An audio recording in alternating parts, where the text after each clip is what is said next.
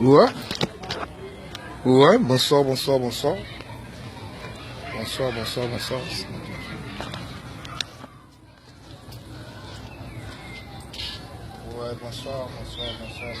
amis de l'ombre.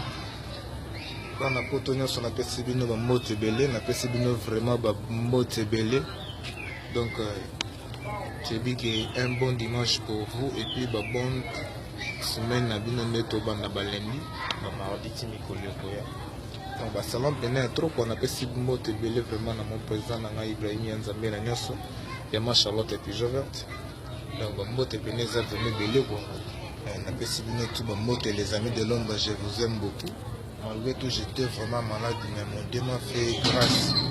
Aujourd'hui, donc, je suis debout comme ça, donc je ne peux pas vous oublier, quoi. Un peu de remerciements. Alors, il y a ma Charlotte et puis je vais il y a Ibrahim Yanzambe na nyoso, tout cas, c'est vous allez salam et belé. Donc, Dolax Bianco, donc, on a bossé en ayote place Yozali, Yves Nicolas, Yakata Masolo, José Luis, donc Yozali déjà Nakati. Doudou Tumbola Yozala déjà. Homo Claude, Telinkoy, Blaise Kiwa, idéologie ne tombera jamais. Encore des qui m'ont boulot, mais c'est beau, Tokos en direct. Invité sur le José Niao. José Niao, on a invité dans le bané. Samouraï qu'on est. Donc, salam, venez belé la main à côté, parce que vous avez.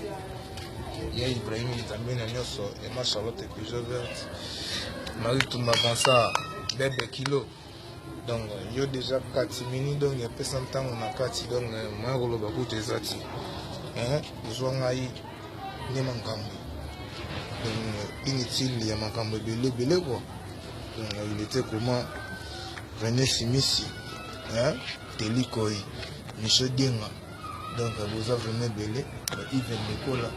Nous tous déjà na kati c'est la congolaise bébé Didas Blaise Mavimpi donc monsieur Denga vous êtes déjà na kati donc on repose en abîme te personne temps mobile équipe tout le grand complet salam vraiment belé Joseph vraiment ami Sikitoko donc chez il y a grand chez na Londres boyo kana donc toujours na kati personne temps il était comment Makamoza toujours Eli Aleka tango ne mankambo donc on a habité quoi Joseph Manchosa na kata pesa tango